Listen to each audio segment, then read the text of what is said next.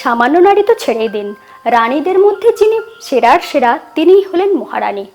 সেই রকমই চিকেনের বিভিন্ন রান্নার মধ্যে সেরার সেরা হলো চিকেন মহারানী।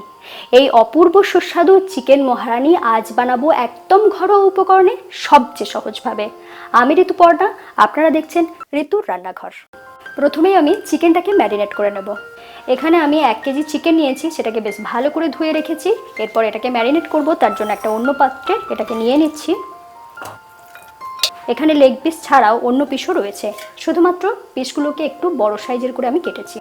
প্রথমেই দিয়ে দিচ্ছি 1 টেবিল চামচ নুন, আর দিয়ে দেব 1 চা চামচ গোলমরিচ গুঁড়ো, সাথে দিয়ে দিচ্ছি 2 টেবিল চামচ আদা রসুন বাটা, আর দিয়ে দেবো 1 কাপ টক দই, মানে মোটামুটি 250 গ্রাম টক দই এখানে ব্যবহার করছি। এরপরে পুরো জিনিসটাকে বেশ ভালো করে মিশিয়ে নিতে হবে।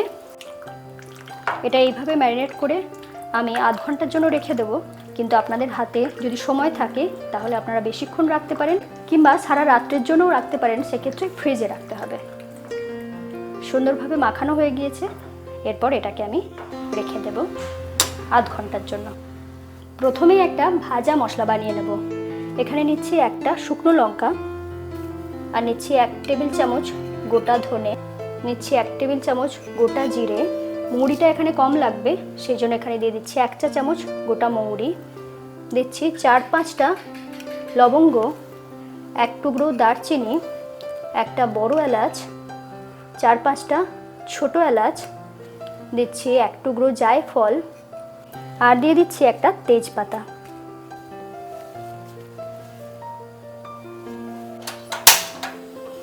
প্রথমে আমি মশলাটাকে একটু ড্রাই রোস্ট করে নেব, মানে হালকা ভেজে নেব। সমস্ত মশলাগুলোই এখানে দিয়ে দিচ্ছি, শুধুমাত্র তেজপাতাটা এখানে দেব না, এটা রান্নার সময় আমি ব্যবহার করব।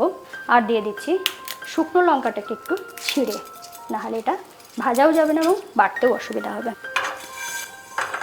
খুব বেশি ভাজবেন না, আমি মোটামুটি 1 থেকে 1.5 মিনিট এটাকে ভেজে নিয়েছি। যখন সুন্দর গন্ধ বেরিয়েছে তখন গ্যাস অফ করে দিয়েছি, আর এটাকে শুকনো এইভাবেই বেটে নেব। এটাকে একটু ঠান্ডা করে নিয়ে এরপরে বেটে নেব। এটা বেটে নিয়েছি, কিন্তু খুব মিহি করে বাটার দরকার নেই। আপনাদের আমি দেখিয়ে দিচ্ছি, দেখে নিন, ঠিক এই রকমভাবে বেটেছি। আরও একটা পেস্ট বানিয়ে নেব, তার জন্য এখানে নিয়েছি 8-10টার মতন কাজু নিয়েছি, আর আমন্ড নিয়েছি 4টে। সম পরিমাণেও দিতে পারেন, তবে আমি আমন্ডটা এখানে কম দিয়েছি। এরপরে আমন্ডের খোসাটাকে ছাড়িয়ে নিচ্ছি। দেখুন 15 মিনিট আমি ভিজিয়ে রেখেছিলাম, কাজু এবং আমন্ড দুটোই সুন্দরভাবে ভিজে গিয়েছে। এর পেস্টটা কিন্তু একদম স্মুথ হবে। এখানে রয়েছে আপনাদের জন্য একটা টিপস, কাজু আর আমন্ডকে যদি খুব সহজে তাড়াতাড়ি ভেজাতে চান, সেক্ষেত্রে একটু গরম জল দিয়ে ভিজিয়ে রাখবেন, দেখবেন খুব তাড়াতাড়ি ভিজে যাবে, আর বাটতেও খুব সুবিধা হবে, একদম স্মুথ করে বাটা যাবে। কাজু আমন্ডের পেস্টটাও আমার বানানো হয়ে গিয়েছে। দেখুন ভিজিয়ে রাখার জন্য কতটা স্মুথ করে বাটা গিয়েছে। এখানে আমি 2টো মিডিয়াম সাইজের পেঁয়াজ নিয়েছি, এটাকে একদম ছোট ছোট করে কুচি করে নিতে হবে। পেঁয়াজের এই মুখগুলো কিন্তু অবশ্যই বাদ দেবেন।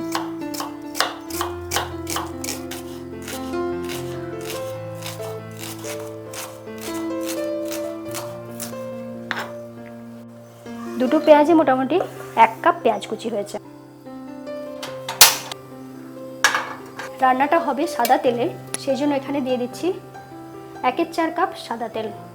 তেল বেশ ভালো করে গরম হয়ে গিয়েছে, আমি দিয়ে দিচ্ছি এরপরে পেঁয়াজ কুচি।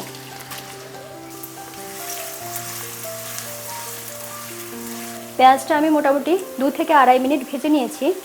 দেখুন পেঁয়াজটা ভাজা হয়েছে, কিন্তু সাদা রঙটাই রয়েছে। ঠিক এই পর্যন্তই ভাজতে হবে, পেঁয়াজটাকে লাল করে ভাজার কোনো দরকার নেই। এরপরে এখানে দিয়ে দেব যে চিকেনটা ম্যারিনেট করে রেখেছিলাম, সেখান থেকে শুধুমাত্র আমি চিকেনটা দেব, গ্রেভিটা দেব না।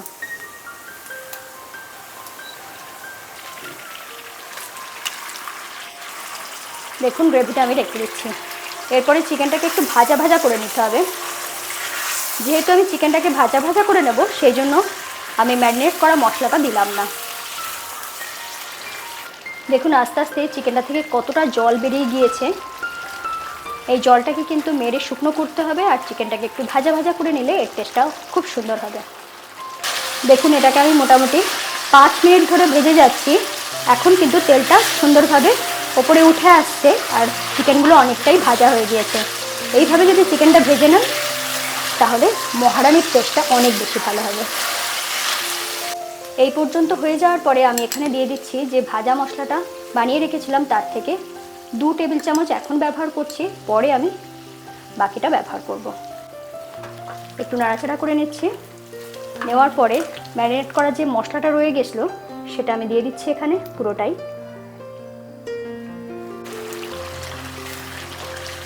এরপরে এটাকে নাড়াচাড়া করে নিচ্ছি।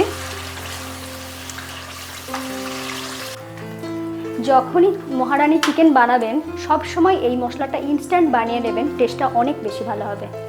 আবারও আমি 3 থেকে 4 মিনিট এটাকে বেশ ভালো করে কষিয়ে নিয়েছি। নেওয়ার পরে এখানে দিয়ে দেব কাজু আর আমন্ড যেটা বেটে রেখেছিলাম সেইটা। এই সময় আপনাদের মনে করিয়ে দিই, যেহেতু আমি কাজু আর আমন্ড দিয়েছি সেই জন্য গ্যাসটা একদম থাকবে লো ফ্লেমে। এরপর ধীরে ধীরে এটাকে কষিয়ে নিতে হবে। আর চেষ্টা করবেন কাজু আমন্ড বাটাটা চিকেনটা যখন মোটামুটি 80% সিদ্ধ হয়ে যাবে সেই সময় দিতে, কারণ এটা দেওয়ার সাথে সাথে নিচে চিপতে থাকে আর গ্রেভিটা অনেক বেশি মোটা হয়ে যায়। এরপরে আমি এখানে দিয়ে দিচ্ছি 1 কাপ মতন জল। এটা ঈষদুষ্ণ গরম জল দিলে খুব ভালো হয়। গ্রেভিটা যখন ফুটে এসেছে ঠিক সেই সময় আমি দিয়ে দিচ্ছি কসুরি মেথি 1 চা চামচের মতন দিয়েছি, আর দিয়ে দিচ্ছি 1/2 চা চামচের মতন চিলি ফ্লেক্স বা শুকনো লঙ্কাকে একটু ছোট ছোট করে কুচি করে নিতে পারেন কিংবা মিক্সিতে একটু ঘুরিয়ে নিতে পারেন, সেটা দিয়ে দিলেই হয়ে যাবে। এরপর একদম শেষের দিকে আমি দিয়ে দিচ্ছি একটা তেজপাতা, যেটা আমি আগে থেকে বাঁচিয়ে রেখেছিলাম। তেজপাতাটা শেষের দিকে দেওয়ার কারণ হলো তেজপাতার মধ্যে থাকে প্রচুর পরিমাণে অ্যান্টিঅক্সিডেন্ট, সেটা থাকবে ভালোভাবে। এরপর ঢেকে দিচ্ছি, ঢেকে এটাকে রান্না করতে হবে। আমি মোটামুটি 10 মিনিট এটাকে সিদ্ধ করে নিয়েছি। চিকেন একদম সিদ্ধ হয়ে গিয়েছে। এরপর যে ভাজা মশলাটা বানিয়েছিলাম তার থেকে 1 টেবিল চামচ ভাজা মশলা দিয়ে দেব। এটা একদম শেষের দিকে দিচ্ছি যাতে গন্ধটা খুব সুন্দর আসে। আর দিয়ে দেব fresh cream 1/4 cup. Fresh cream যদি না ব্যবহার করতে চান সেক্ষেত্রে এখানে 1/2 কাপ দুধ ব্যবহার করবেন, তাহলেই কাজটা হয়ে যাবে। আর ফ্রেশ ক্রিম বানানোও কিন্তু ভীষণ সহজ, শুধুমাত্র দুধের সরটাকে একটু তুলে তুলে ফ্রিজে রেখে দেবেন। কিছুটা হয়ে যাওয়ার পরে সেটাকে একটু মিক্সিতে ঘুরিয়ে নেবেন কিংবা হাতে করে বিট করে নিলেই ফ্রেশ ক্রিম তৈরি হয়ে যাবে। এর জন্য বাজার থেকে কেনার কোনো দরকার নেই। দেখুন চিকেন একদম সুন্দরভাবে তৈরি হয়ে গিয়েছে। যেহেতু আমি ফ্রেশ ক্রিমটা দিয়েছি সেই জন্য এটাকে একটু দমে ফুটিয়ে নিচ্ছি। খুব বেশিক্ষণ ফোটানোর দরকার নেই, 1 থেকে 2 মিনিট ফুটিয়ে নিলেই হয়ে যাবে।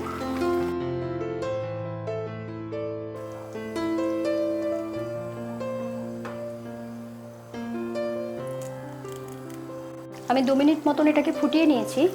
নেওয়ার পরে এখানে চাইলে আপনারা ধনেপাতা দিতে পারেন, কাঁচা লঙ্কাও দিতে পারেন, আমি কিন্তু কিছু দিচ্ছি না। এরপরে গ্যাস অফ করে দিয়ে আমি ঢাকা দিয়ে স্ট্যান্ডিং টাইমে কিছুক্ষণের জন্য রেখে দিচ্ছি। নামটা শুনে আপনাদের মনে হতে পারে রান্নাটা বেশ কঠিন, কিন্তু এইভাবে যদি স্টেপগুলো পরের পর ফলো করতে থাকেন তাহলে দেখবেন খুব সহজে এত সুন্দর একটা মহারানি চিকেন তৈরি হয়ে যাবে। কেমন লাগলো এই রান্নাটা অবশ্যই লিখে জানাবেন। সাবস্ক্রাইব করতে ভুলবেন না, বেল আইকন প্রেস করে রাখুন। সকলে খুব ভালো থাকুন। আপনারা এতক্ষণ দেখছিলেন ঋতুর রান্নাঘর। সত্যি বলছি, স্বাদে একদম সত্যিই মহারানি।